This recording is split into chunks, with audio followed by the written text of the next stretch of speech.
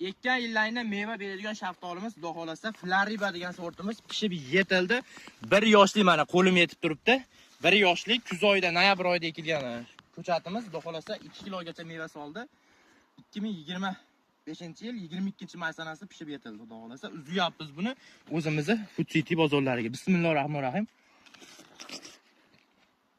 Juda shirin ta'mi, o'ta a'lo darajada asal ta'mi kelgan shaftolimiz shu bo'ladi.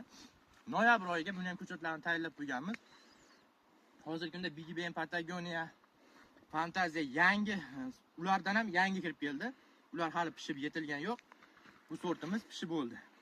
Farg'onada, Vodiyda hozir eng erta pishadigan hududda turibmiz. Shu sababli pishib yetildi. Uzyapmiz buni, xudo xolasa, Toshkent Food City bozoriga ketyapti. Buni kattaroq kalibrdagilari 100 ming so'mdan eksportga olyapti. Bu maydaroq holatda bular yetkazib berilmagan, chunki mevasi ko'p. 1 yoshli bu yil endi o'sishi ham kerak, boshqa bo'lishi kerak. Mevasi ko'pligi sababli mevani kattalashtirib bermagan, lekin gullashi o'zini o'lchaylanib bo'lgan sababli juda mevasi ko'p bo'lib ketdi. Xudo xolasa, noyabr oyiga telefon qilaverasizlar. Hozirdan zakasalar olishni boshlaganmiz. 91lik 116 9200 ga aloqaga chiqsalaring, xudo xolasa, sizlar ham svejiy yuzib mazza qilasizlar.